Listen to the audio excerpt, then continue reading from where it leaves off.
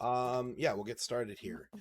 Um, Now, to give you guys a little bit of background about what is going on, um, you are all from you're all from the small or from a region known as Cleone. Well, the kingdom of Cleonice, and not far from the capital of Cleone, and a naval-based capital city, is a small town, a little farming community known as Crespri-Toke. It sports about a population of around 5 to 600, depending on who's out there at the time.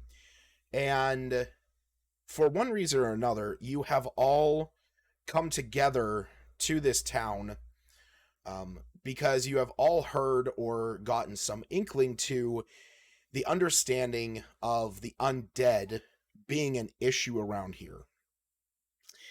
And our opening scene is going to start out a little bit later in the evening as a massive bonfire has been lit in order to uh call in the spirits at the behest of Peregrine. So it'll be this time where we'll say that the five of you, Monty, Peregrine, Rook, Tor, and Willow, you guys are all sitting around the fire, and um, the most information that you have gotten so far from the mayor of the town, Mr. Allard Devry, is that the the shambling dead have only just recently appeared, but that the signs of their presence was almost foretold because of a rot that was slowly starting to seep into the crops in the surrounding area. That a lot of the crops that were on the far side of the fields nearest the forest started to develop this stench and this odor, and they started to wilt and rot out in the fields. The mayor informed you guys that he did not want to send yet for help, mostly because he wanted to try and keep this under wraps and so that he could handle it himself. But it has now gotten to the point where a lot of the farm hands do not feel safe, and they themselves have taken it into their own hands to request for help. So, as I said, you guys are all around this fire, this massive bonfire in the center of town. You guys can chat amongst yourselves. If you want, introduce yourselves to each other. We'll say that maybe this is like the first time outside of the mayor's office that you guys have really had an opportunity to sit down together. Give me 1 second. I gotta pull my dinner out of the oven. Yeah, you're good. You aren't using Encounter Plus. I'm going to. I don't have this map. Oh. So I only ask because you semi-requested tokens or outright requested tokens. Yeah, I mean, for battle maps and stuff like that. Yes. Yeah. I was just curious.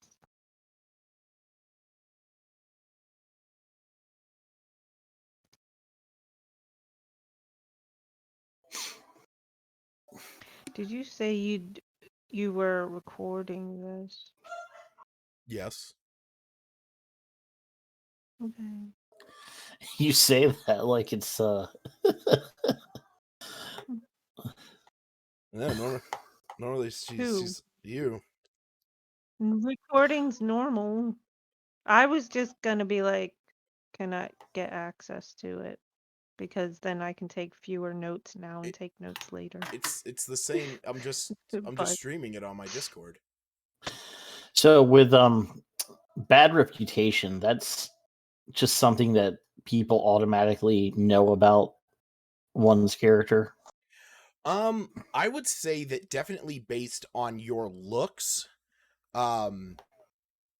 you can most people are not wanting to really mess with you.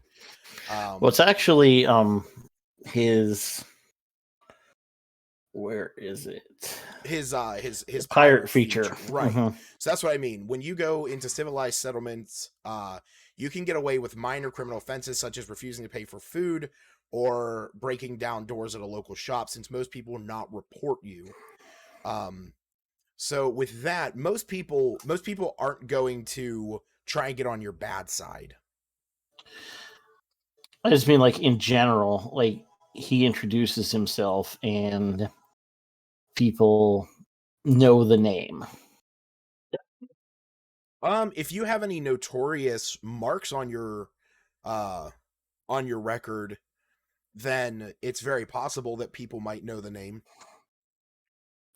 Well, I just mean, it says no matter where you go, people are afraid of you due to your reputation. Yeah. So yeah, you have there are things that we'll say that maybe your tattoos, because I was referencing back to that picture that you posted. Maybe like seeing the tattoos that you have, they sort of know who you are already. Yeah, and they are going to come into play later, because what I was looking at for magical items, I'm probably going to go with the tattoos over most things. Oh yeah. No. But also, it's more like a Dread Pirate Roberts, Porthos the Pirate kind of reputation deal. Okay.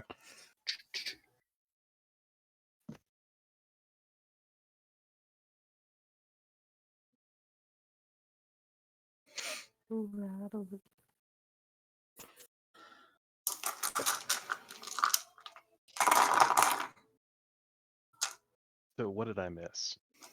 Not much. We were You sort would of wait. discussing Tor's bad reputation, Oh, he's a as bad boy. he has some tattoos that are kind of known around the area, and with that in mind, you guys would probably already have heard a little bit about Tor and some of the things that he's done.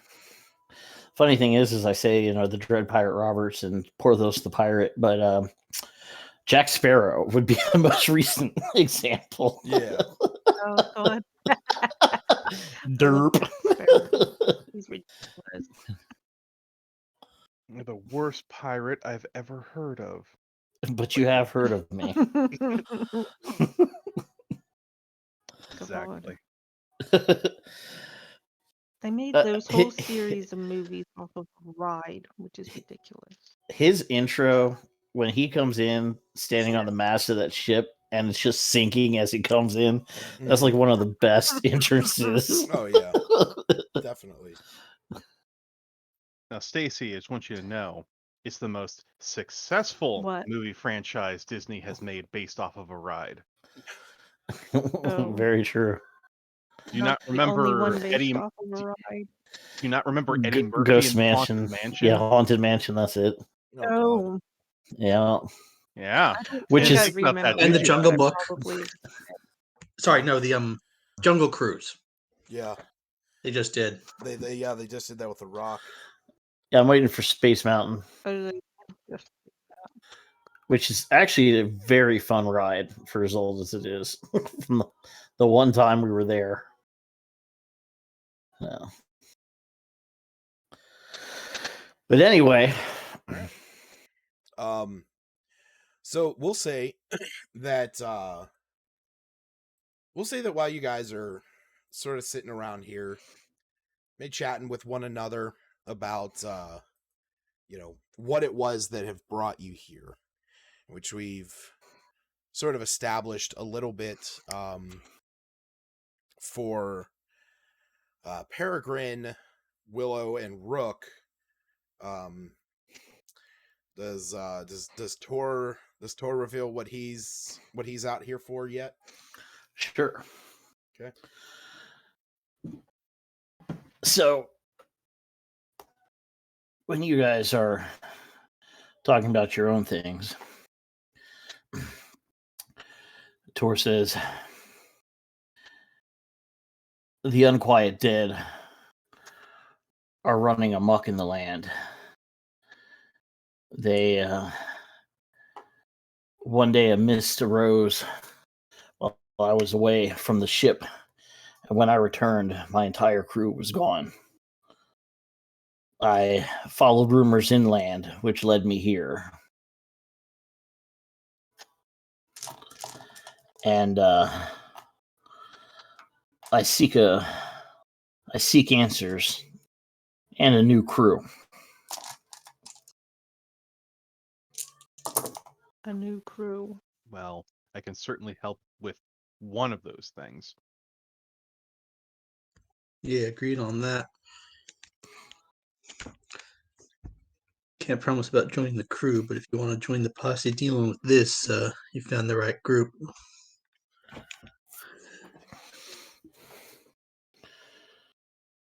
Well, if this leads me in the right direction, you have my help. All right. So while you guys are sitting, oh, sorry, go ahead. I was just gonna say he's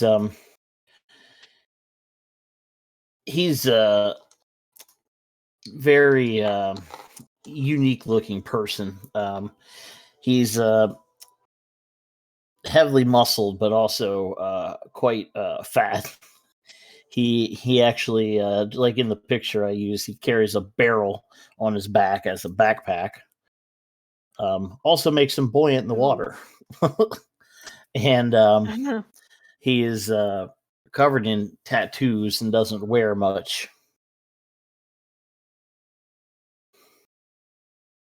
It wasn't hard for me to find a token for that.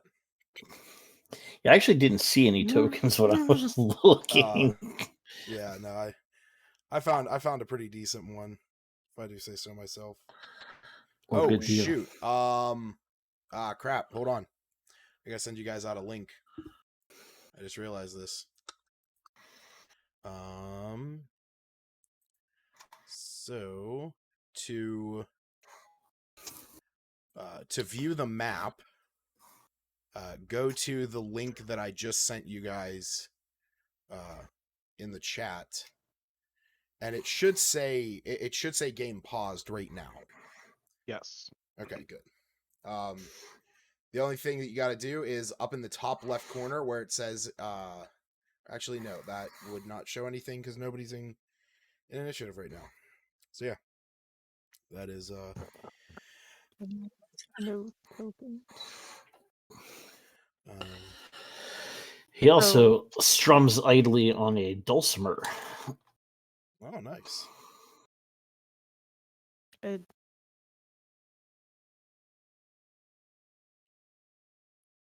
Internet will show. I thought about a ukulele, but that seems a little on the nose for a pirate. I always felt I never understood why D&D promoted the idea of people carrying around instruments unless they were bards.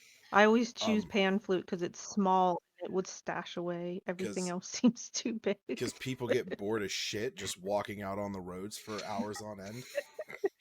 I know, but they're always carrying an instrument like the size of a violin or larger.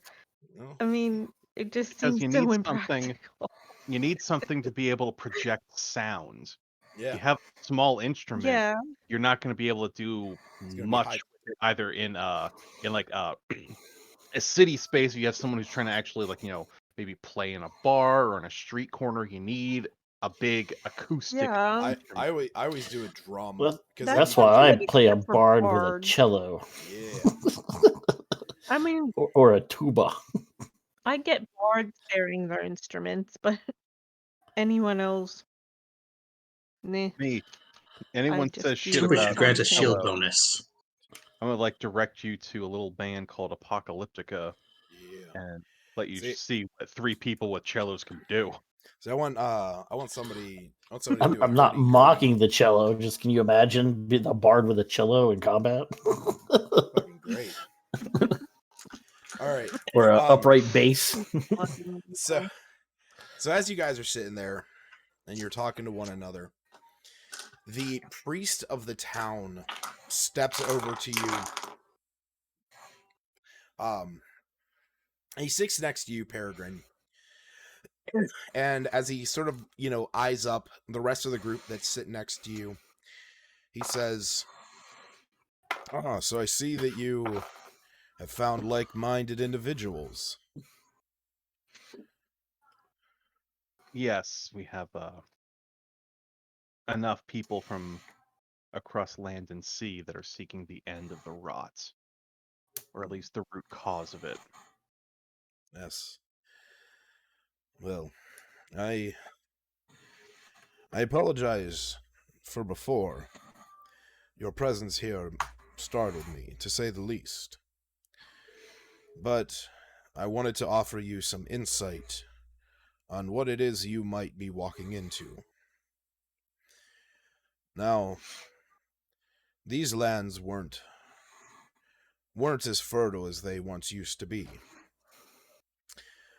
But in the times that I've been here, I learned many years ago of a temple out beyond the fields.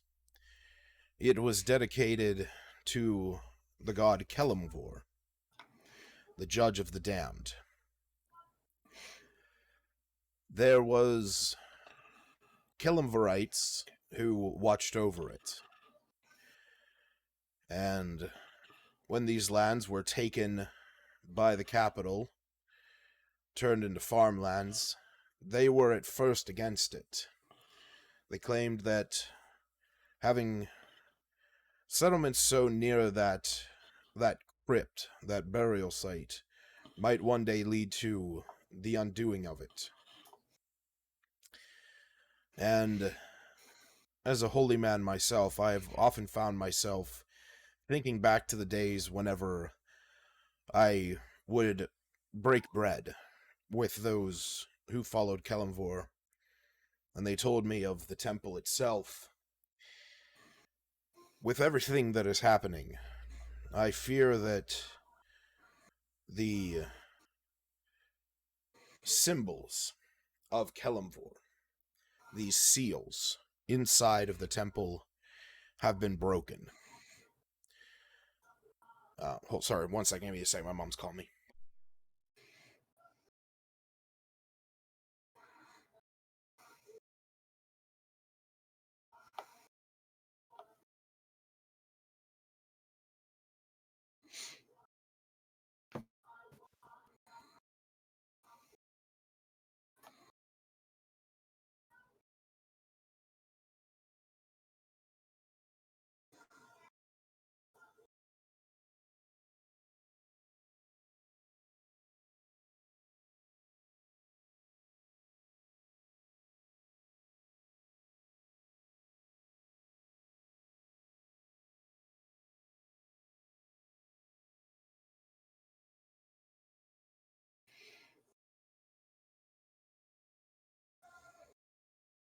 So how long that thing take you to build there, Eric? R2. I started I guess Saturday. So there's 13 bags. And I did about 4 bags a day. So Okay.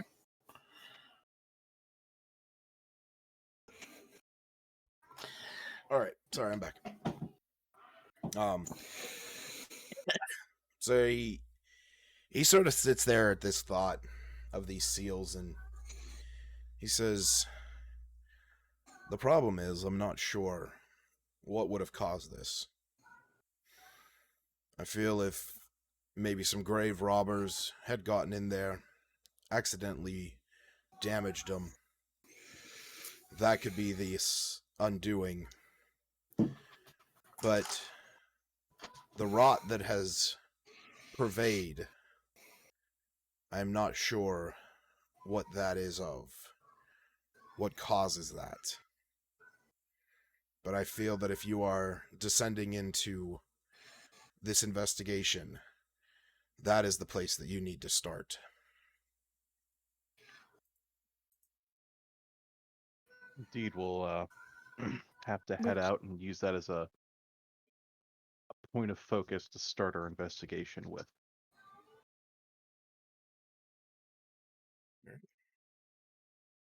Do you and have any can we see it records? from here? Can you see the crypt? Or like, does it have a marker? Something, Uh, a no, building? you definitely can't see it from here. It is out beyond the fields. It is a few. It is a few, like, you know, good miles out. Do you have a map so we would know when we got there? He looks at you and he says, "Unfortunately, I do not have a map of exactly where it is located. But if you take the main road out to the east and you follow that straight and true,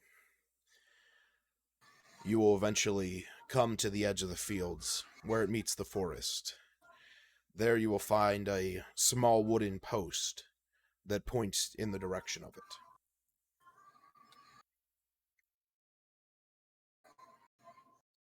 And what did you ask, Andrew? If there were records or like the town had any sort of documents about the temple or like planning or anything. Unfortunately, the temple existed well before the town was founded. What is down inside of there, I do not know. Unfortunately, that information would be with those that have oversaw it. The most that I know is that those that have buried there are either, well, they are both those that fought in the name of Kelemvor and have perished in the line of duty, and those too dangerous to be buried where their bodies could be exhumed so easily.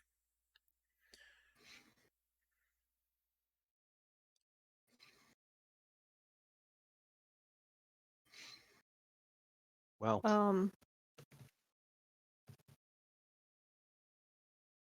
Can I roll to see what I would know of this god or their worshippers or anything? I mean, you can roll a Like a religion check. history. Where am I at?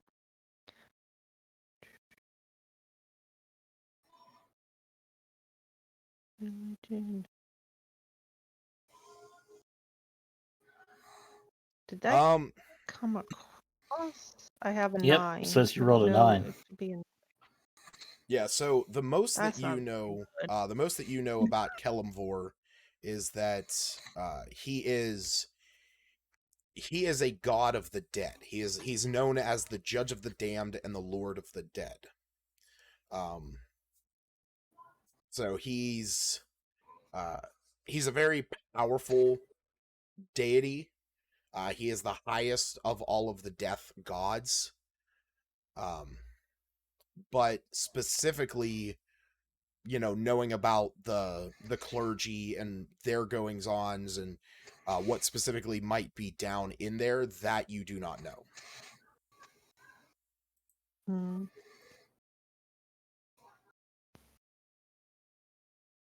You said it's evening time. Yes. Okay.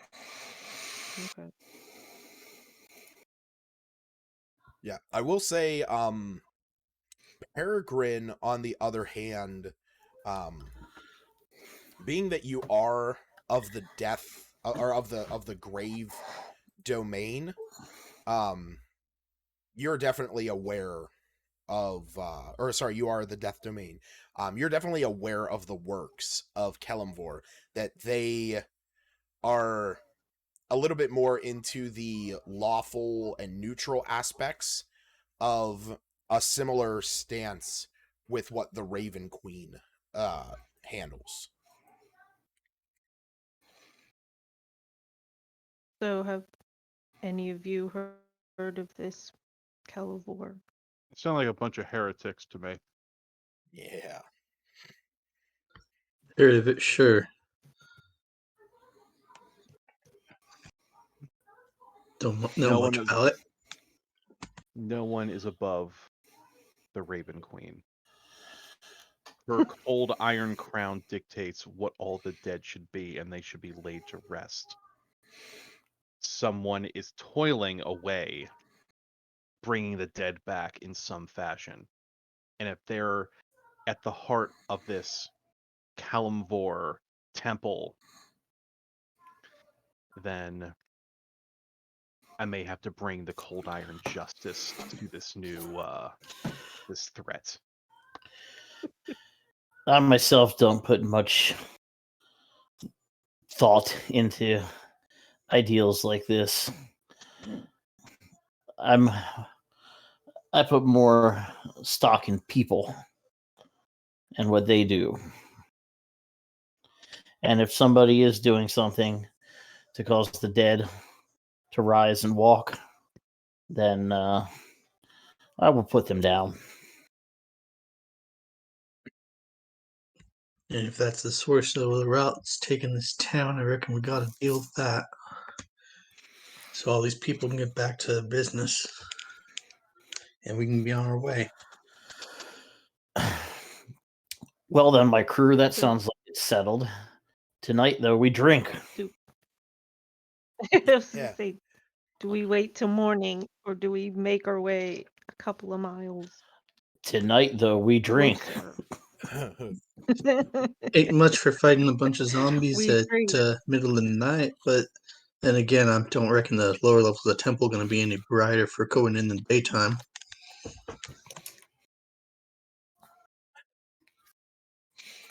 It's off Tor's mentality. Tor's already drained a tankard while he was talking. Oh yeah. All right. So with that, those of you wishing to have a few swigs back, you begin to rest, relax at the fire, watching the embers burn up into the night sky. I need everyone, though, to roll me a perception check. And for those of you that are new to D&D Beyond, all you have to do is click the button that has the number across from perception. I'm new to it, but I figured that out pretty quick. Yay, I did shit. I rolled a 19. Good for you. Good for I you. know. Ugh. Passive perception's so sad. I rolled below my passive perception. That's just Oh, bad. if you ever roll below your passive, I will take your passive. No, a passive perception's a 15. Yeah, like I said, that's definitely a role that I've always preferred. And it's only for those No, that are I rolled a 1. passive. So I see passive that. is 10. Otherwise, my eyes are closed and I see nothing. All right. Apparently, I'm staring deeply into that damn fire. I'm just gonna. She found herself staring at Tor's belly button and then closed her eyes tightly. So, as you guys, I was going to speak up and ask if we had accommodations instead of snoozing next to the fire, but I'll let you finish. I mean, that's definitely an option. You know, might have to pay a coin or two. But as you're sitting around the fire, maybe relaxing, telling some stories, Tor, at one point you think that you hear coming from the eastern road, the sound of a shout. It's far off in the distance, but over the roar and the crackling of the fire, you could have sworn that you just heard a sustained yell. Tor slowly lowers the tankard, wiping froth from his mustache, and staring into the night by the East Road. Crew, I believe I heard something. Well, then lead on.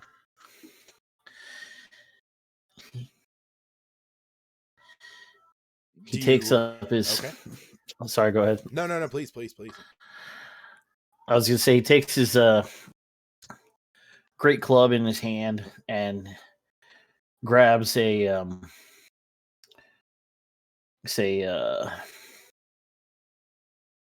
like a flaming brand from the fire to use a torch, and makes his way out towards that direction that he heard. Gotcha. And just as a reminder, I doubt you've forgotten, but I do have that great club of warning. Yes. Which, if I'm not mistaken, I believe that means that you have advantage on initiative rolls and you cannot be surprised. Correct. For some reason, I still can't get it to with advantage. I'm just gonna have to roll it twice. Oh, if you right click, I did, and nothing happens when I right click it. Oh, that's weird. Yeah. Okay. So. Yeah. All right. Actually, I needed to check this. Okay, so we got. Yeah, that seems to be giving me just a standard roll too. If you right click it and click advantage and then click roll.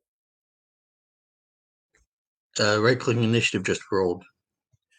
Oh. See, right clicking initiative doesn't even roll it. It just doesn't do anything. I have to left click to get to do anything. I can do it. Yeah, you can do it. That's weird. What browser are you on?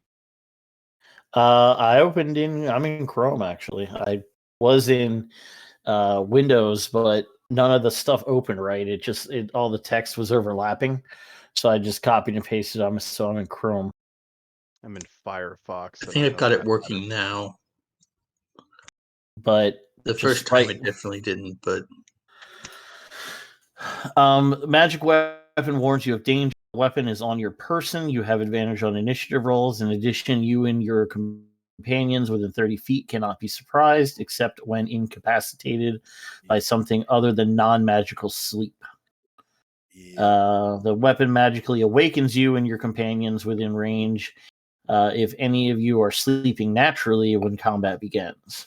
Which means this and the alert feat basically fuck up surprises and ambushes. Well, damn. I'm alright with that, though.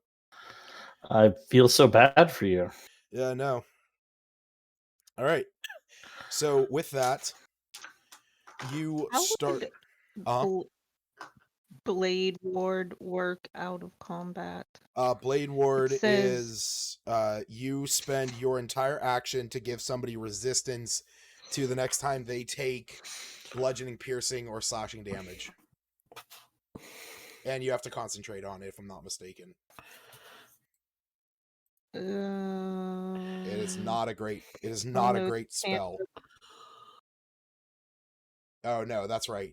It is. It's a cantrip that lasts for 1 round, and you give somebody resistance. No, that's right. You give yourself resistance again.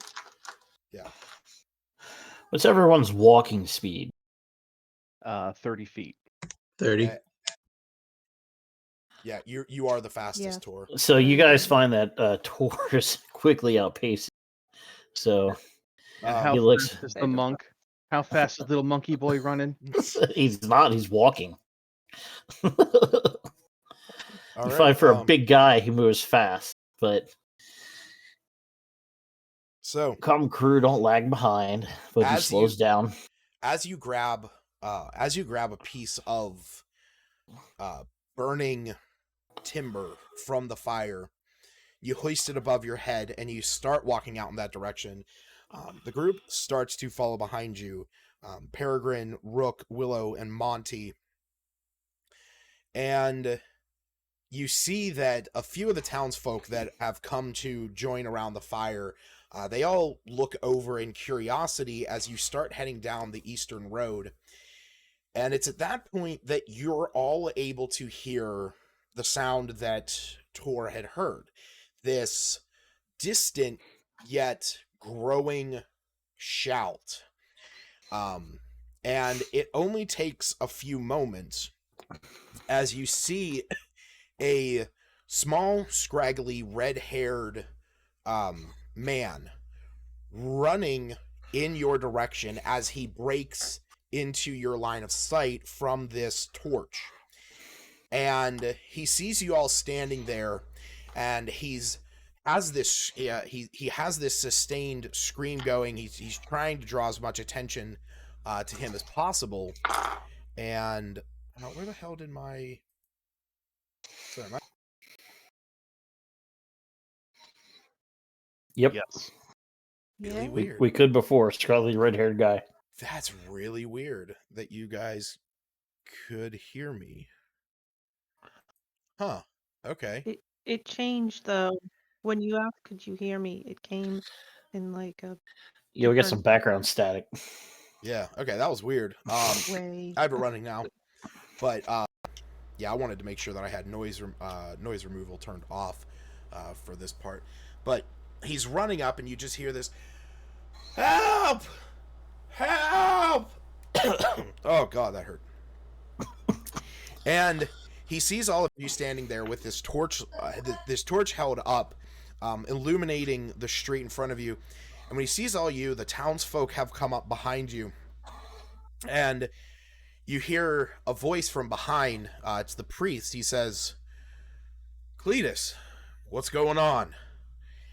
And as he runs up to the five of you, he says, I tried to make it out of the farmhouse. A few of us got stuck out there. All those damn things are surrounding the house. They tried to draw enough attention away to give me a clean break, but I wasn't able to draw them away. I'm sorry." And you see the priest, he looks at you, he says, "Cletus, did you lead them here?" And he says, "I'm sorry." And it's as he's saying that, you can hear the groaning sounds of the undead slowly marching their way up the street.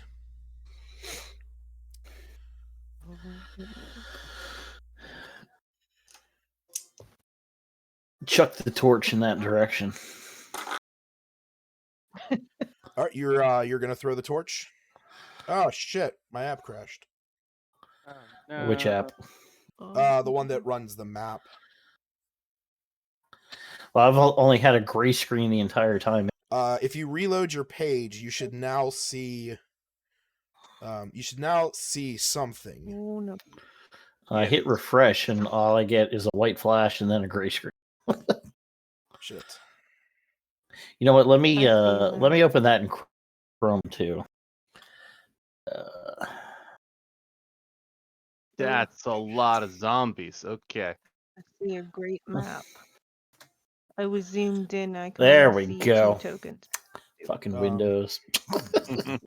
So we're going to say that since Tor has a, we're going to say that you're able to chuck this torch out about 30-40 feet.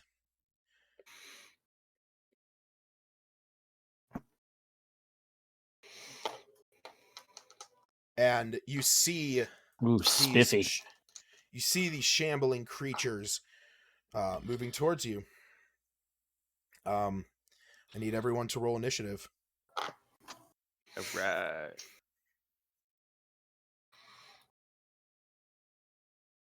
Oh damn. I hate going first. Somebody roll a 20. I did. jealous. Yeah, you jealous. Right. I'm gonna roll for Monty. My first here. roll was No. a 7. My next roll was also a 7. No, a 3. So I'm not going anywhere near All right. a 4. Sorry, math derp. So they are going to advance.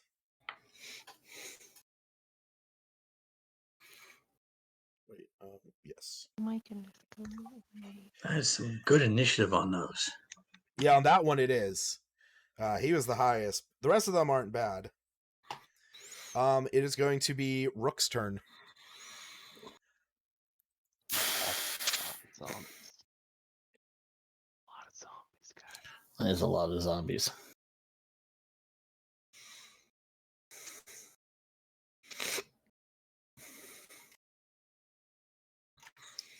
Are minions still a thing?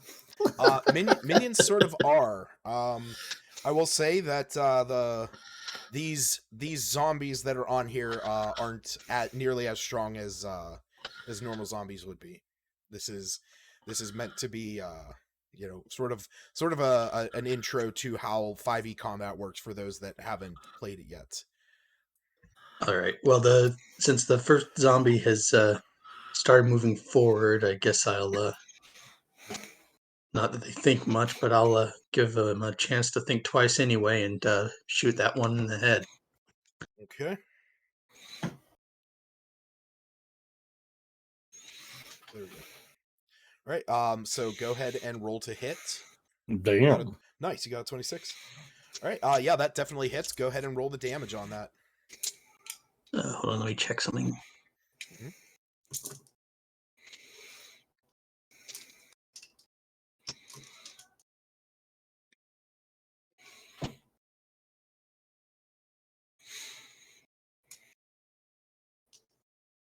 Okay, yeah. No, I had not hexed that target, so I don't crit on 19. Oh, your Hexblade's curse. Still, 19 points of damage. It's pretty powerful. All right. You take your shot. You shoot a blast into this thing's into this thing. You see it sort of stumbles back for a second and then it readjusts itself, continuing forward in its march. Willow. Actually, let me should ask, was that everything you wanted to do, Rook? Yeah, draw weapon, fire. Yeah, he'll stand his ground there for now. Okay, cool. So it's going to be Willow.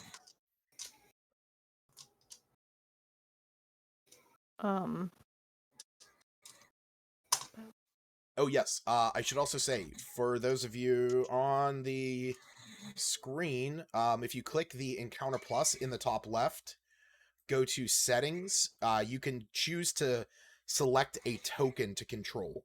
This way you can move your token whenever it's your turn. Okay. How do... Oh, here we go. Token. Yep. Peregrine. Perfect. What are you doing? What are you doing? Son of a bitch. He didn't say which one I had to choose. You can also zoom in and now see the token that I chose for Tor. I I hope you like do. him. Yeah. Let's look at this guy. Yeah, if I had seen that guy when I was... This whole party's a bunch of spooky, Man, I scary get more of these skeletons. actions. All right. So what are you doing, Willow? I'll probably cast this on myself. Throw a fireball in there. Protect Kill from them all. evil and good. All right, so you are casting protection from good and evil. This is going to grant these creatures disadvantage on attacks against you, and you also can't be charmed, frightened, or possessed by them. All right, so I'm going to Mark that in here as a bonus. That's going to be protection. Good, evil. All right, and just make sure that you remind me of that whenever time comes. And is that going to be everything? I don't think I have any decent bonus actions, which sucks. No, yeah, you mainly have just your converting sorcery points because your other two are spells. So, all right. I'm not, using them right now. Peregrine, as you see your team starting to take fire and casting some wards on themselves, as you see the undead horde slowly moving up into the torchlight that tore throughout. All right. We're gonna move on up a little bit.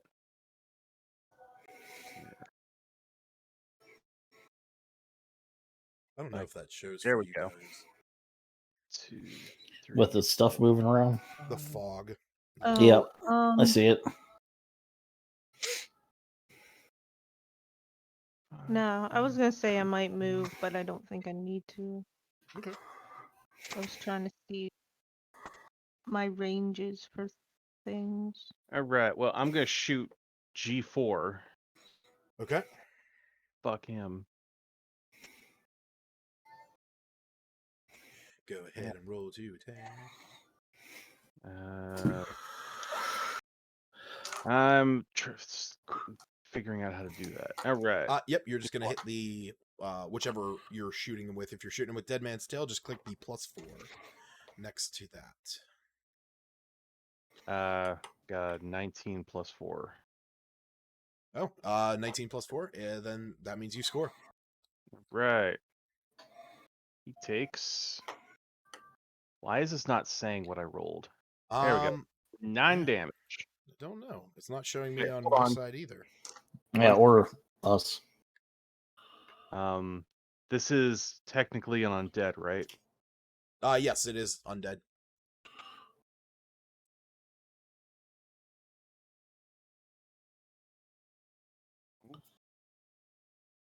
All right.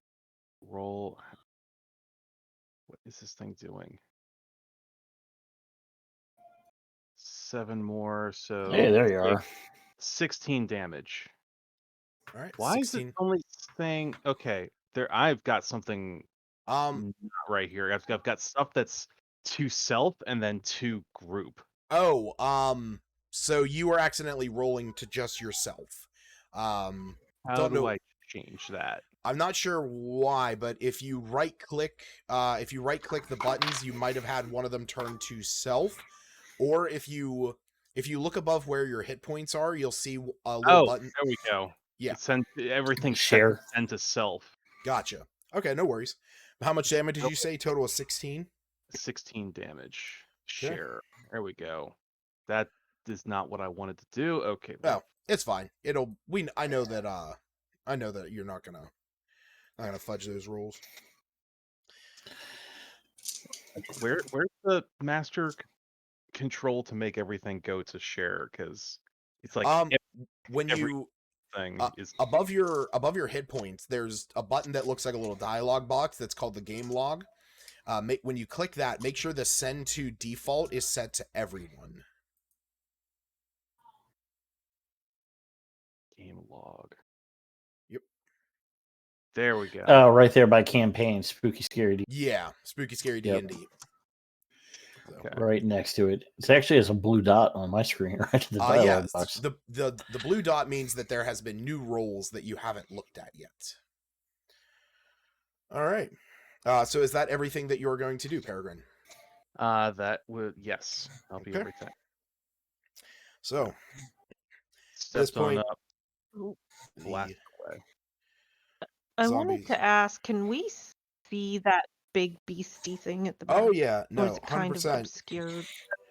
100%. You guys can definitely see that there is one that is in the background that is at least 2 times as big as all the others.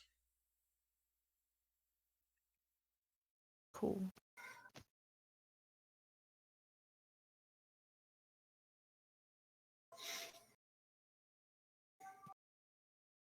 Right.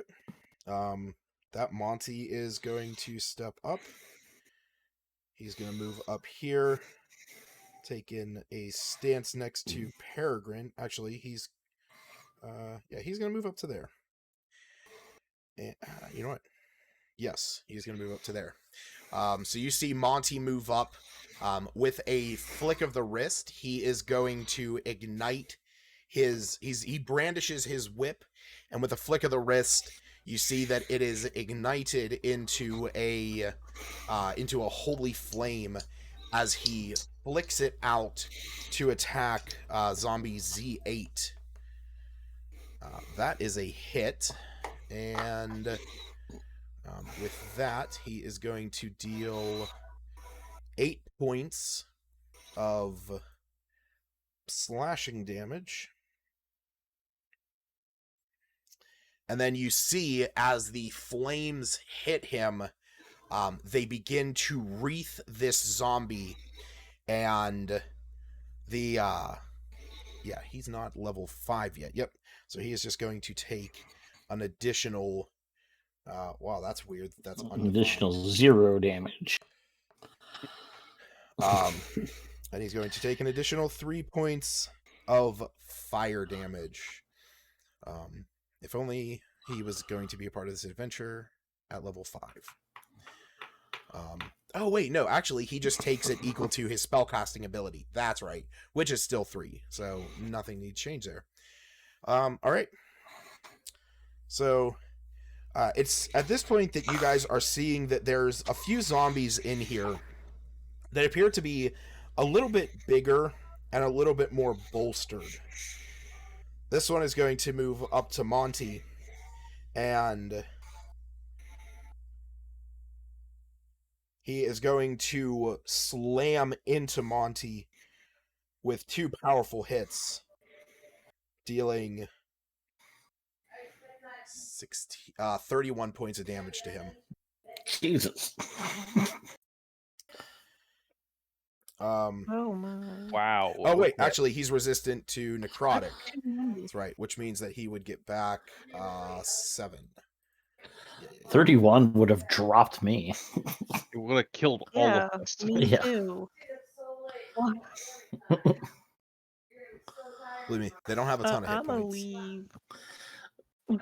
Really, because the one Ryan hit's taken. 2 of us hit that one. Yeah, he's still there. Son of a bitch.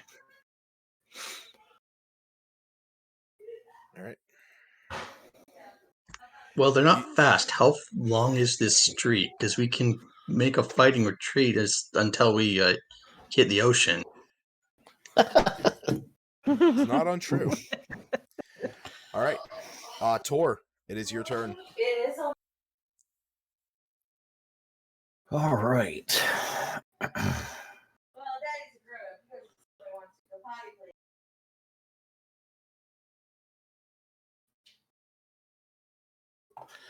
And I will attack that one. Okay.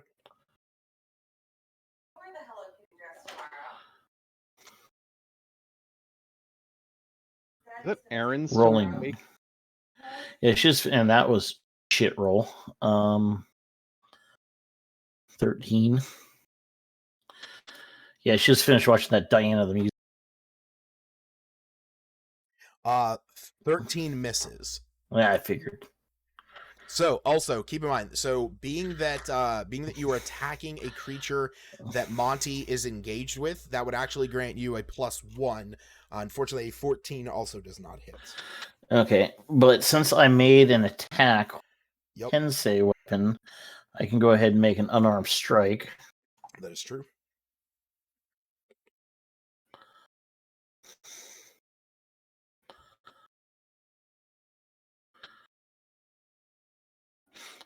Headbutting the zombie. Whenever the dice decides to roll.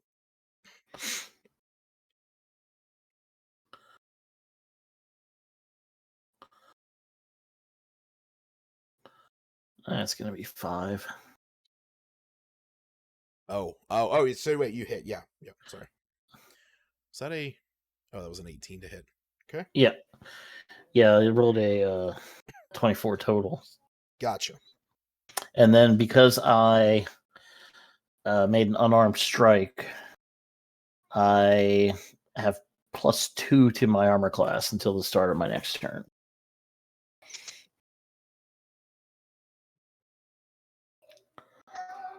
Keep that in mind. You now have a 17. All right. These creatures are still moving up slowly.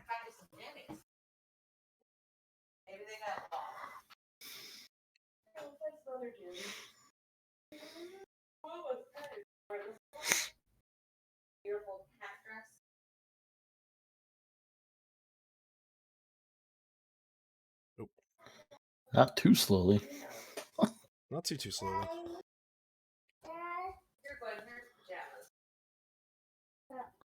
Okay, with this. Tomorrow.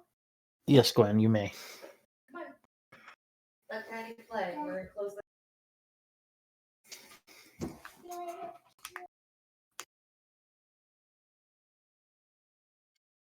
All right. Tor, you are going to be hit as this zombie that is right next to you is going to come up, and he misses.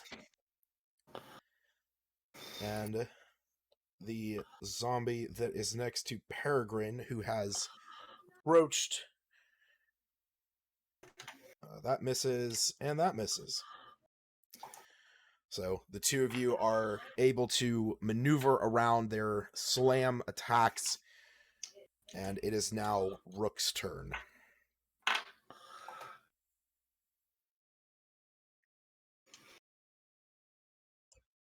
All right.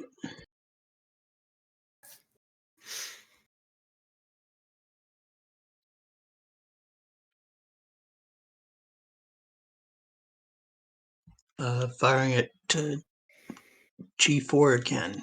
Okay.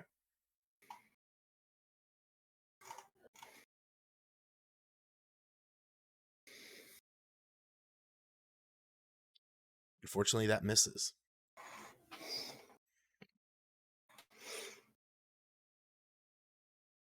Wait, did somebody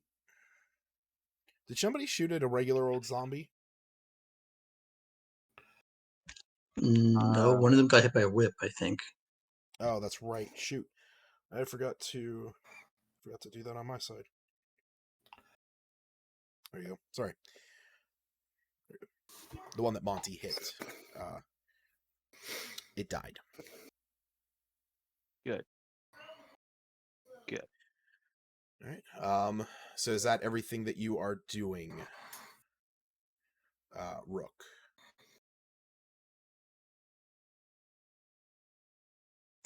Let me see. So I think Yeah, that's everything for now. okay. Willow sees undead horde slowly advancing towards your group. Yeah.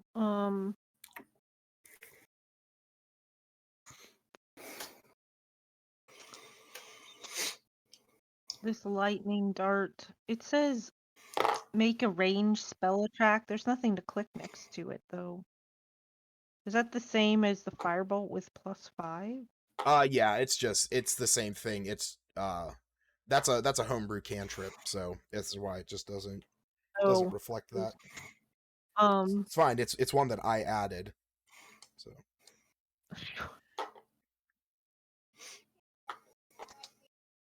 Probably Z4. okay. What was it? Lightning dart. 14. That hits.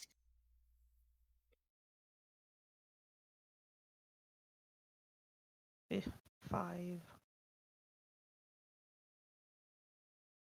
All right. It is bloodied. You see that as it hits, it sort of stands there and shudders for a moment, and then you see that it regains itself.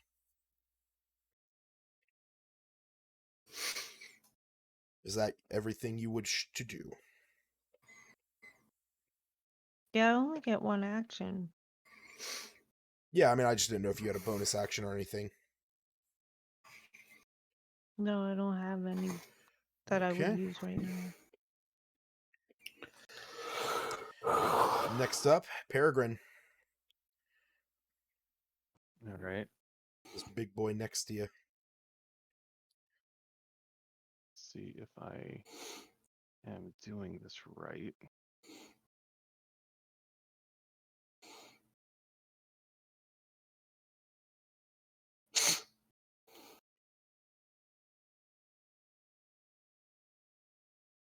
All right. I'm going to step here, Okay. and then I'm going to cast Turn Undead. Ooh. Awesome. All right. So you are going to channel your divinity in order to turn undead. So each creature within 30 feet of you. So let's get that.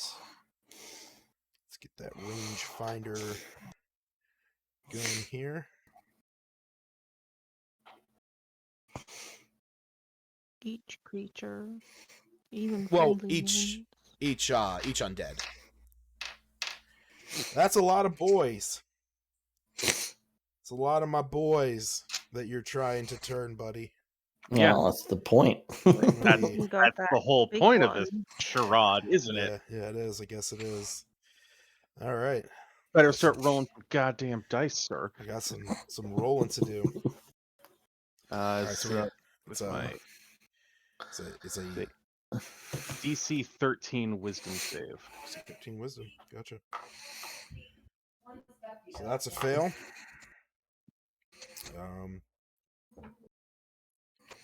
So wait, shoot. Oh crap.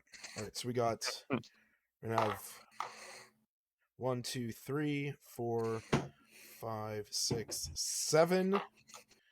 Oh shoot, that needs to be right on you. Okay, so we got 7 of the zombies. So we got 1. So we got 1 and 1. Okay, 2 fails, 1 success. 3 fails, 1 success. 3 fails, 2 success. 3 fails, 3 success, and 4 fails, 4 success. So we are going to say that 1 has a penalty, 10 has a penalty, and 6 has a penalty, and 4 has a penalty. Now I gotta roll for the big guys.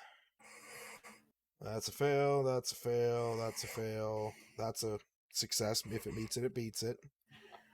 So this guy gets a penalty, you get a penalty, you get a penalty. G4.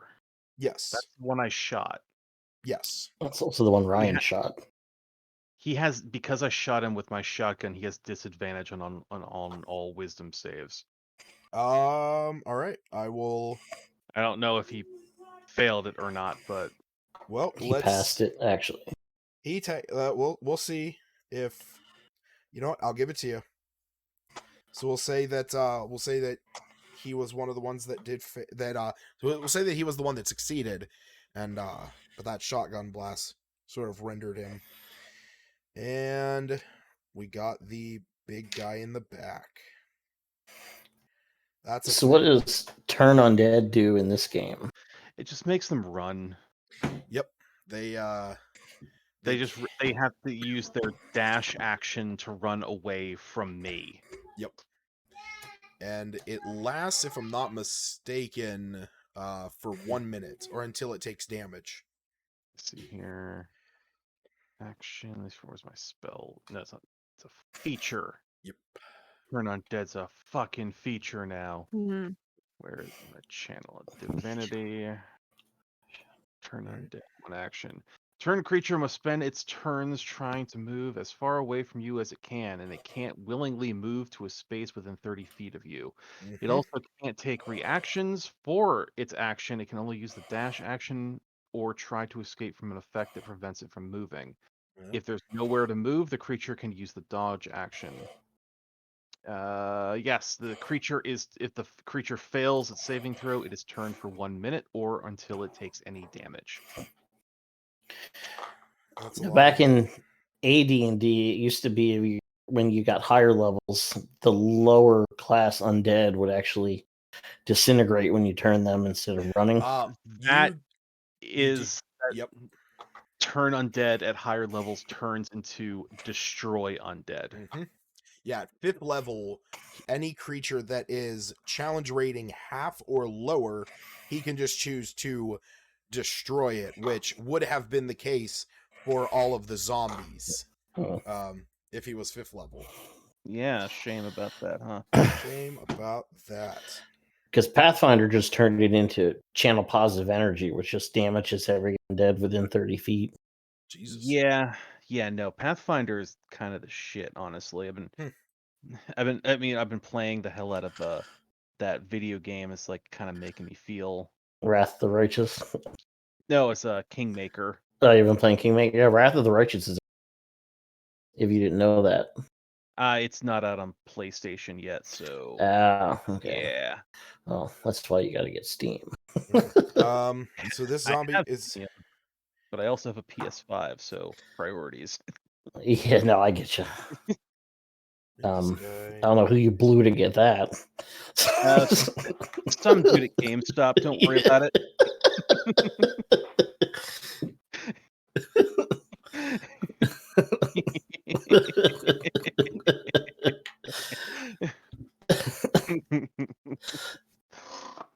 Touche. Except don't worry about it. Touche, teacher. Touche. That hit Monty? I don't believe so. No.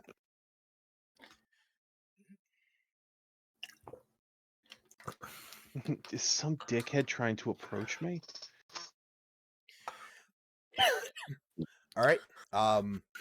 As a few of the zombies start to flee in the presence of Peregrine's channeled divinity, you see Monty sort of looks back at you, and he is going to he looks back at you and he sees that you channeling this energy from the Raven Queen, and he gives you a bit of a smirk, and then from his back in his armor you see these large spectral wings, these skeletal wings beginning to form, and that is going to cause all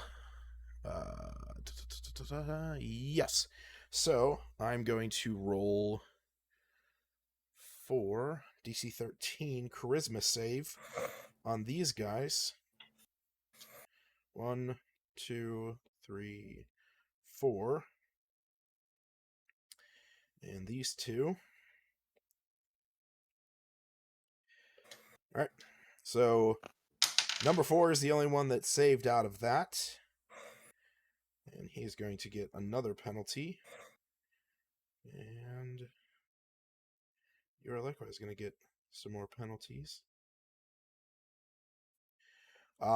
As you see, these ones that are directly in front of Monty, it almost appears as if this ghostly energy has wrapped around their feet and is causing them to sort of recoil at his sight, and he is going to use a bonus action to cast Searing Smite on his he's gonna, or actually, yeah, you know what, he is going to cast Searing Smite on his whip. So that is going to be the end of Monty's turn, as you see the radiant flame that is already engulfing his whip glows brighter. All right. This one, who is now hit by both of these penalties, which is absolutely hilarious, because now these creatures are frightened of him as well as of Peregrine. And as he uses his action to dash as far away as possible, Monty gets an opportunity attack to try and hit him. That's a 22 to hit. He is going to deal 6 points of slashing, but he is also going to deal, if the zombie fails a con save, which he does, 2 points of fire damage. And this one is also frightened of Monty. So Tor, you could get an opportunity attack against this one that is running away from you. Okay. So you can do any melee attack you wish.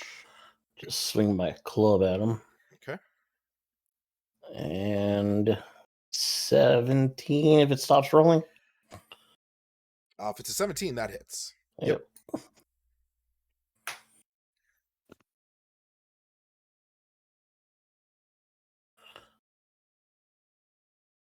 9. Right. All right, Tor, it's your turn. You got a few zombies around you, but a lot of them are seeming to now want to run away from this whole situation. All right, so I'll attack Z4. Okay.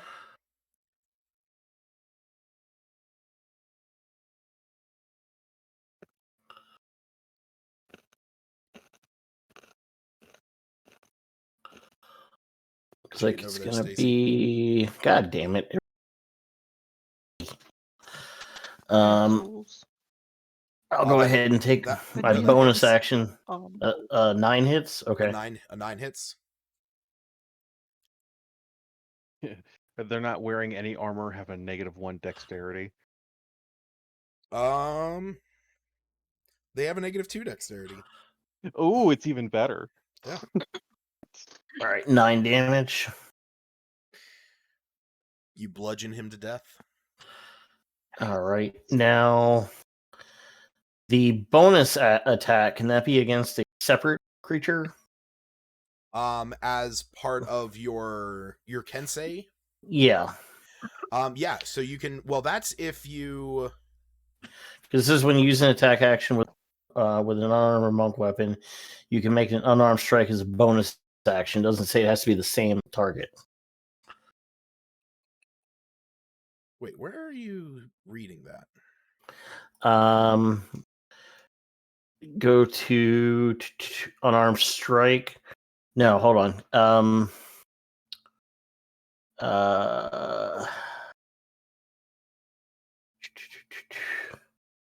Yeah. Actions in combat, unarmed strike. When you use the attack action with an unarmed strike or monk weapon, which my great club is my monk weapon. Yes. Sorry, yes. So yeah, you can just do that regardless. Another thing you could do is you could burn a key point. Oh, I was gonna do that, but the big one ran. I wasn't gonna burn a key point on this little guy. Oh, gotcha. Okay. Yeah. So yeah, you just get to make that unarmed strike. All right, attacking the next one up from my diagonal adjacent. Number 2 or number 9? Oh, sorry, it's 9. Okay. And that is 11. That hits. Roll your damage.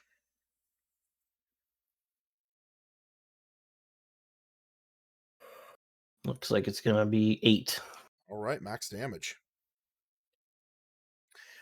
You knock this thing and you give it Isn't that the good. one Stacy bloodied, or did I kill the one? What's that? I was wondering if that was the one Stacy bloodied, or if Z4 was the one she bloodied. Z4 was the one she bloodied. Oh, okay. But yeah, this one is bloodied as well. You have slammed it in the side. It is stumbling backwards. This guy doesn't want to be anywhere near the two of you. This one, though, actually still do. He's going to go up and attack Peregrine. And I believe that misses, because Peregrine's got a beefy AC. Yeah. This guy has the same scarediness of Peregrine. This dude is also terrified of Peregrine. This guy's like, what's everyone afraid of? And this one is also like, what's everyone afraid of? That misses.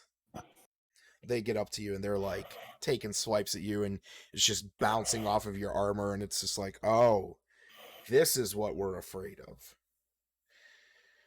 And this guy is also terrified of you, and is going to try and run down the street. But Rook, that would allow you an opportunity attack if you wish to take it.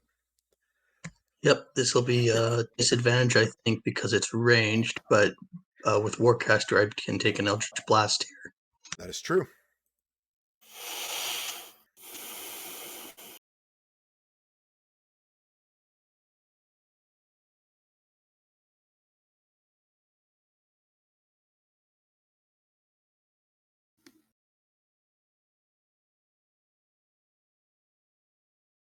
That hits. Oh, wait, 14. No, I'm sorry. 14 does not hit. My apologies. But it is your turn. You see this thing. He is running off into the distance. If it doesn't stop at some point, I guess I'll have to go deal with that before it finds the townsfolk, but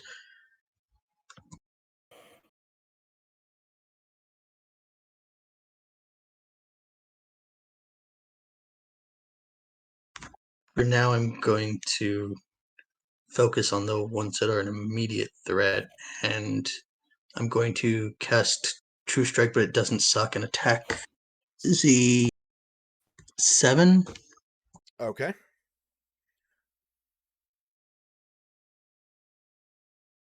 So it means that you are going to get a +4 to hit.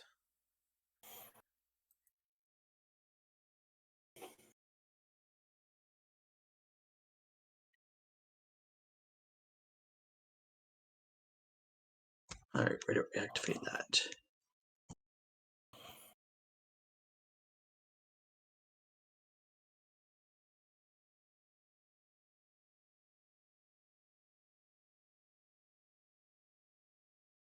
Is there a way to apply that? Oh, or... you can just roll the +7 and then just add 4 onto that.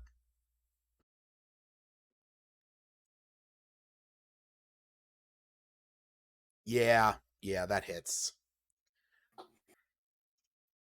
Oh wow. Yeah. And Damn. so shit, I have to look at something real quick. Give me 1 second.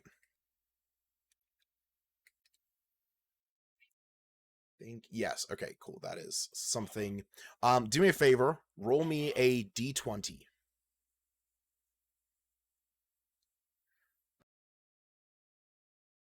I guess if yeah, cool, you got it. Okay, cool. Yeah, I was going to say, because cleave rolls don't exist for ranged weapons, but in the past I have used it. If you roll a nat 20, so we're gonna say that you take a few steps over. You line yourself up with these two that are attacking Peregrine, and you hold your gun steady. You channel the energy that you have within you, and you take your shot with enough force to propel this bullet through both of the zombies in front of Peregrine. Ooh. There's like nobody left. Man, because the cleave roll generally is that it's that if you have the like if you have enough to carry over, but with that, man. All right, Willow.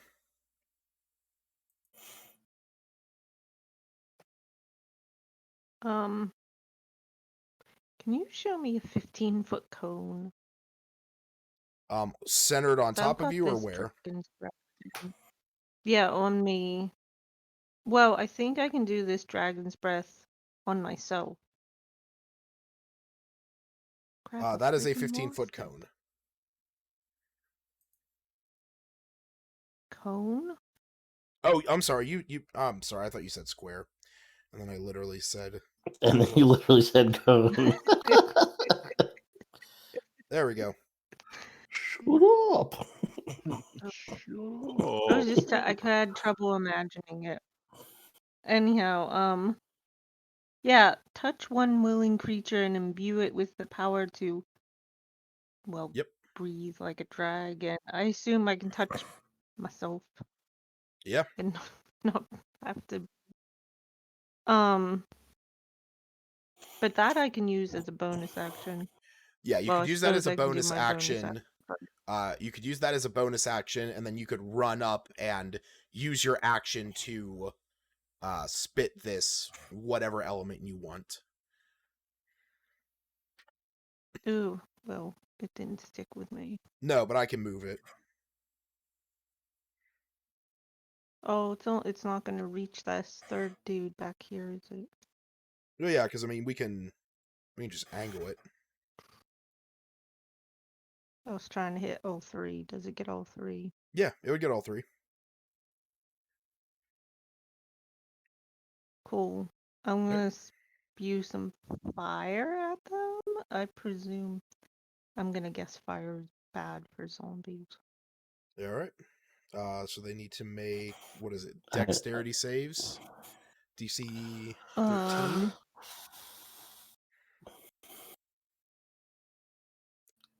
I know Yes. fire's bad for Frankenstein. So we're gonna say that the two in the front fail, the one in the back succeeds. So go ahead and roll the damage for this. 3d6.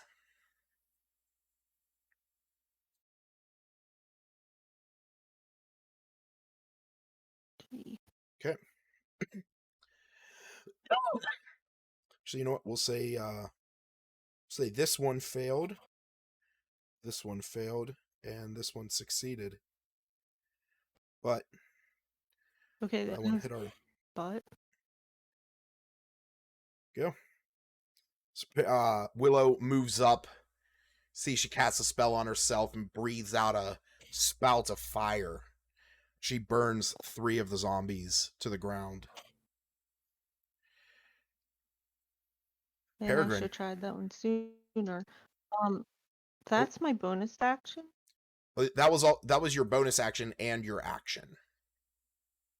How's it and my action? That's part I was trying to So, understand. The If you bonus read the action spell- grants you an action Right. that you I can mean, I use. do believe you. I was So it is to cast Dragon's Breath, it requires a bonus action. You're casting it on yourself, and then until the spell ends, which is concentration of a minute, the creature, which is the one that you gave the spell to, can use an action to exhale energy of the chosen type in a 15-foot cone. So you can cast it on yourself, and for a minute, and then you can now use an action to spew out, this breath. So, but it is a okay. full action to spew it out. So I should have cast on myself sooner, and then I could have used that as an action, possibly. Like, yeah, you can twice at use this it on an point. action on a next turn of yours. I wouldn't have had to cast it twice. I only cast it once, and then I can use it As as long an as you don't take action any up damage and through fail a your minute. concentration save, then as for the next Yeah. minute you have it. Should have used it sooner. Anyhow, lesson learned. All right. Peregrine. All right, so I was just imagining the scene where she's getting attacked by these two zombies, dodging hits, and then as she turns to raise her shotgun, both of them explode in her face. It's like, God damn it. Thank you. And I raise and I fire at zombie number 6. All right. Roll that beautiful bean footage. It's a 10. Oh, that hits. Good. Good. Right. All right. Plus that, because he's undead. Oh, he's dead. He is very, very dead. It's re-dead. You Dead. shoot him. He has enough wherewithal to stand back up for a quick second, and then somehow he just dies again. Good. Right. This zombie that is up here, he is going to continue running. In fact, the rest of them, this one is currently frightened of Monty. So it is going to have to move. Unfortunately, nobody would get an opportunity attack because Monty and Tor have already used their reactions. Tor had a turn after that last one that fled. Oh, that's true. So yes. So Tor, you could use your reaction to get an opportunity attack on this guy as you see him starting to flee. Alrighty. Punch him. Gonna be 12. That hits.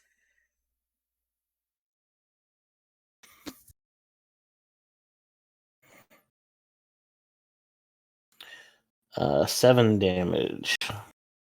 All right. Doesn't quite take him down, but see that it is now slowly shambling away as on Monty's turn, he runs up within 10 feet of this thing, and you see his whip again emblazoned with Crack radiant that energy. whip. To roll 13, which hits. Yeah, ease. Cracking this thing down the center, causing it to explode into a radiant burst. As the rest of these guys, you see that like they have ran off into the darkness. Tor, it's your turn. You can only see one more within range of your torchlight. Let me check something.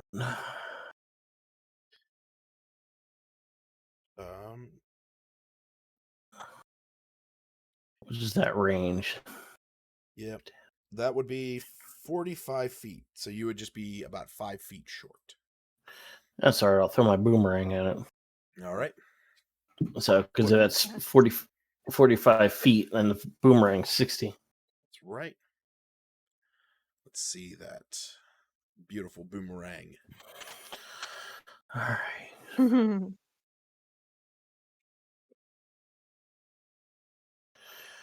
All right, and then Kensei shot. You can bonus action on your turn to attacks. Kensei weapon, deal an extra 1d4 damage of the weapon's type until the end of current turn.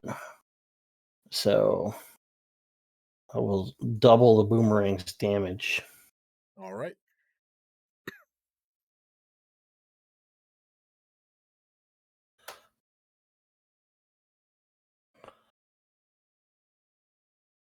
Ah, you piece of trash. It looks like a 19 on my screen. Oh, but yeah, the way that the dice rolls. Yeah. Oh. So I miss.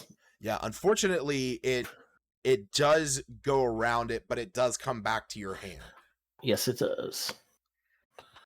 Right. What did you roll? He rolled a 3. Damn. And you see that as this boomerang zips around this zombie, it runs off into the distance. Monty Duck. Rook, I will Thwack. say that you can see this zombie over here to your west. He is now about 60 feet away from you. Just about to leave my dark vision then. Yes, you can just barely see that beyond, like, if you don't take this shot now, it is going to be beyond where you can get visual on him. Alright, well, I'm going to... Hold on.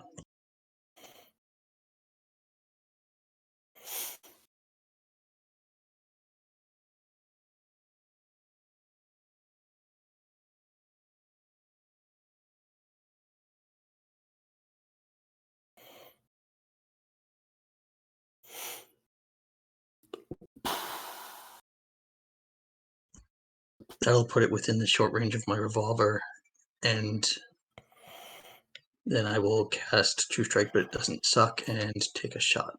All right.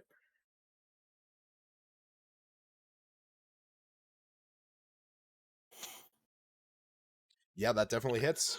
Roll the damage. I like this dice roller. Oh, Jesus Christ. Jesus. So you move over there down this small little alleyway.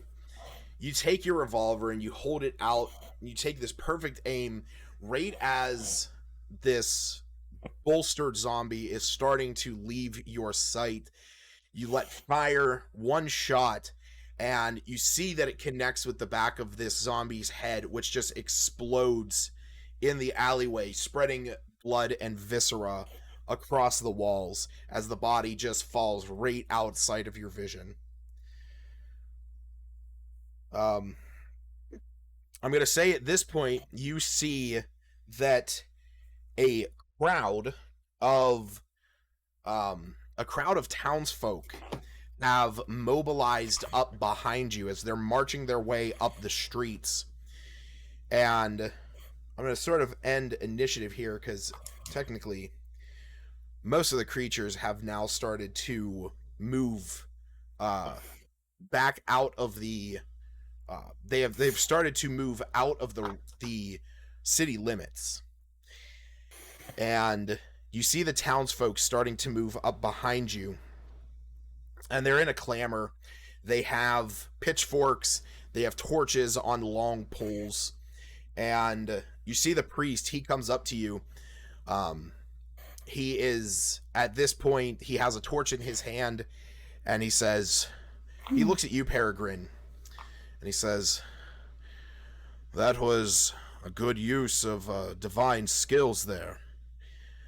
It's been a long time since I've seen someone employ it so justfully." he looks at this cleric in exasperation.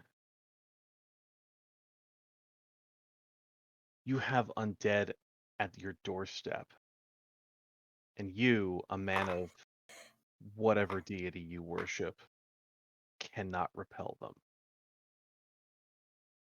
It has been some time since I've picked up my weaponry and gone to battle. Your weaponry is supposed to be your faith, sir. So polite. Well, from what it seems like, your devotion has driven them away. At least for now.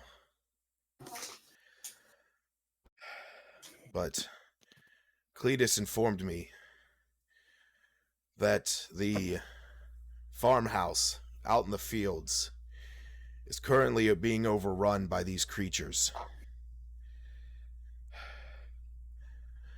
I dare not ask you to take on more responsibility than you have already taken on willingly of yourself.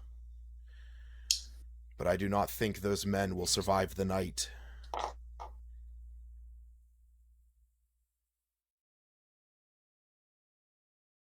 And he sort of takes a look across all of you. He says, What say you? I'm for heading out now. Not gonna get a good night's sleep with those things likely to come back anyhow. Give me 10 minutes to prepare myself. We He nods. um oh,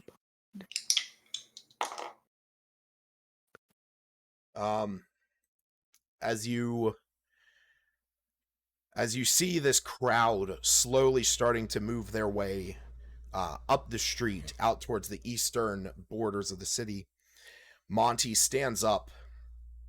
You can see that he took sort of the brunt of the assault at the very beginning, and he's holding his side, and he says, I did not think that they would pack such a punch. And he reaches down on his belt and he pulls out a potion of healing, and he swigs it back, and then he pats himself down, and you see this radiant energy sort of coat over him as some luster and life comes back to his face. And he stands there before all of you, and he says, as much as I wish to join you, I think it would be best if I stayed back here with the townsfolk. I feel exhausted, but I think I can help them rally if something like this happens again.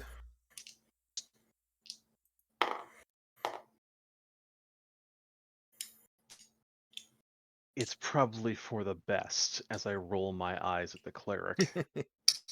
Or the priest. He nods, and he says, well, then take these. I believe you'll need them a little more than I will, if there's more of them out in the fields. And with that, he is going to hand each one of you a potion of healing. Ooh. So you can go ahead and add that to your inventory.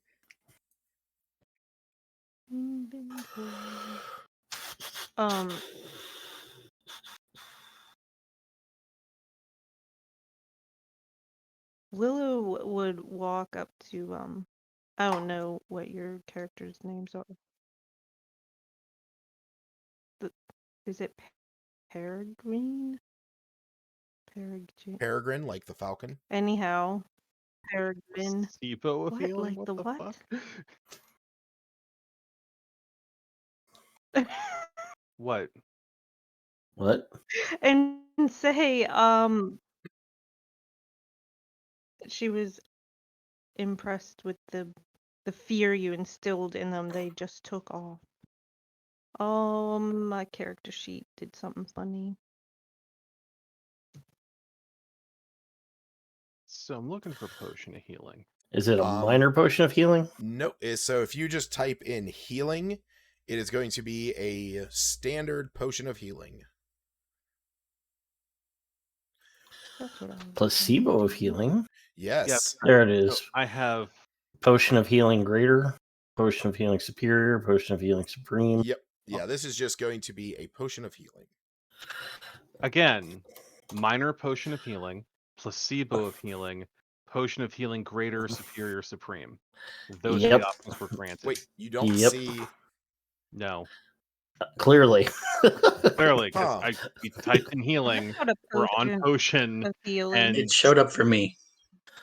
That's really weird. Okay, so then Tor and Peregrine, just do me a Don't favor. type in healing. Just type in heal, and it'll show up. Because I didn't type maybe in don't put a healing space all the after it. way, and it showed up. No, because heal, if I removed I just typed in HEAL.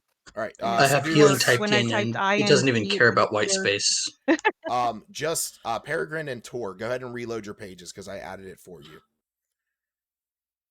Weird. Yeah, that is weird. Yeah, when I just did heal, it added elixir of healing. Parent, Potion Yeah. of healing. regardless. Yeah, the minor potion of Makes healing is 1d4 plus 1. This Potion of healing mythical is item 2d4. this mythical item that does not exist within. Is that why? What's that? I'm just gonna take a little quick look at something. It's under It should be under your equipment. If you go into your Yeah, it's there inventory. now. Mhm. Yeah. just trying to see like why it doesn't Willow exist would in ask. the inventory. Oh, I'm just looking for under potions and it's just not there. Yeah, that is really weird. Yeah. Just wondering if there's like I was looking at like there's a specific tag. It was like it had a bunch of tags listed on it. See if there's like it was under a different. Yeah, it should just be listed as gear, potion, and common. And then the tags is healing, combat, and consumable. But those can just be added really to any item.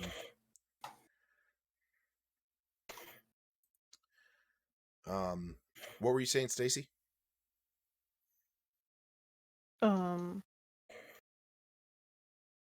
I was gonna ask who needs any, if I could use the healing kit. None of us got hit. Yeah, Monty was the one who took the brunt of I didn't the think attack. so. Yeah. Okay. So I mean, could heal him too, but he had a drink instead. Yeah, he got himself covered. Eric, can I ask you a quick question? You just did. Okay. So when you were looking for the potion of healing, did you have potion highlighted under filter by type? Yes. Okay. Deselect it, and then it shows. That's Oh weird yeah. as shit. Yeah, I never do filter by type. So yeah, it's always better off just leaving that as is.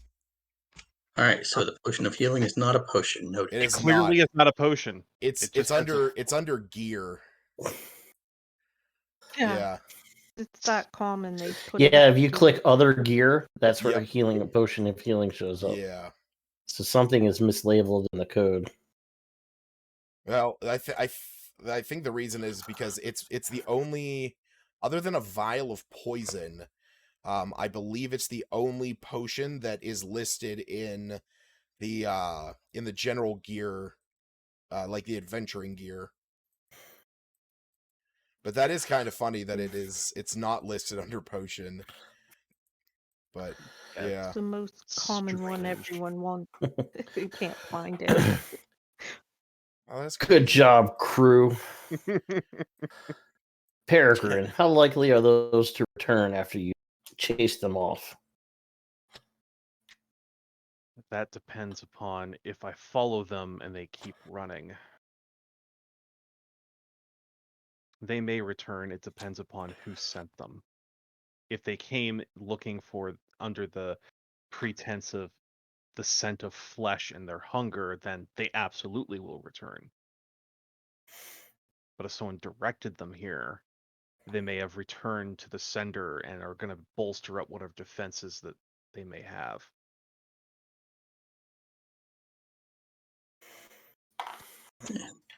Well, we're heading back that way anyhow, Is so there someone still around? I reckon I could probably follow the tracks of that big one if we want to finish them off before they regroup.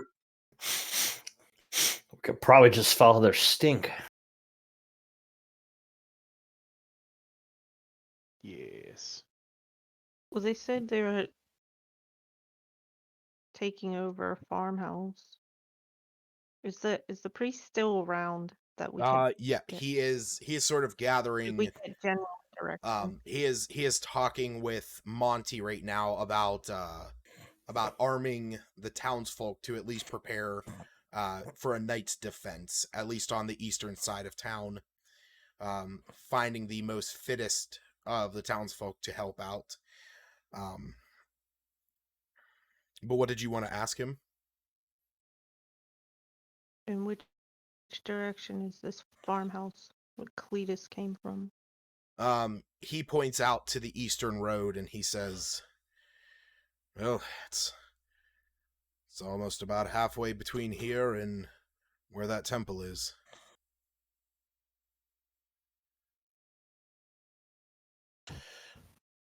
It's off the road then, we can't miss it.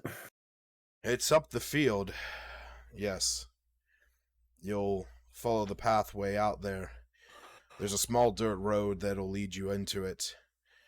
But I will warn you, with the rot that's been taken over those fields, the journey beyond the farmhouse might not be the most pleasant one. So I do wish you the best in that. Yeah, ain't most of my wanderings much pleasant.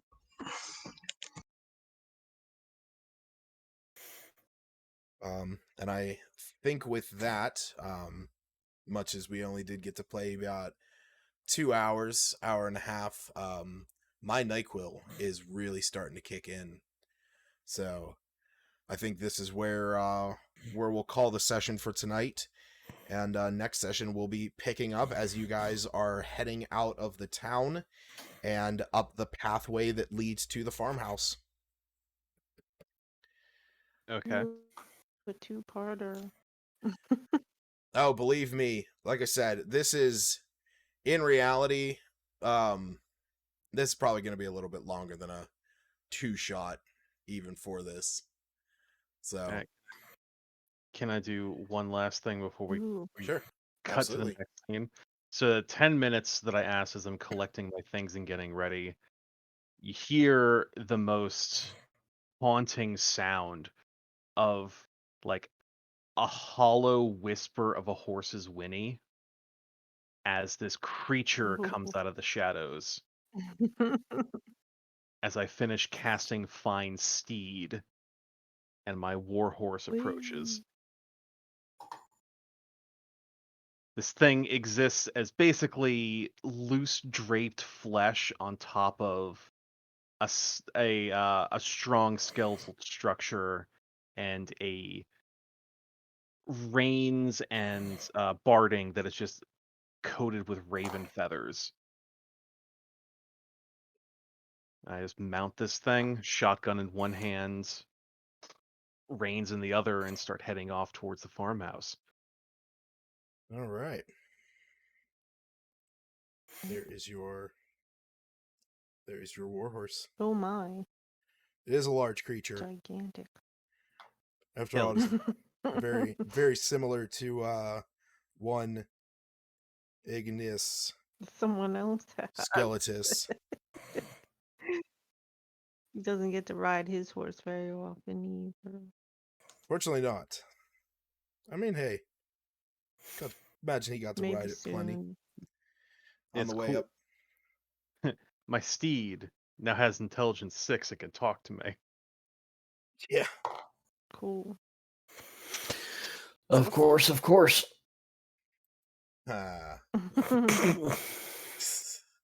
Wait, Find Steed gives it gives an intelligence 6? Yes. Oh, look at that. Shit.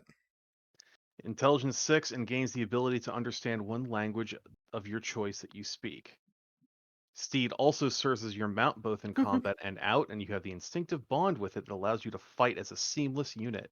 While Yep. mounted on your steed, you can make any spell you cast that targets only you also target your steed. Yep.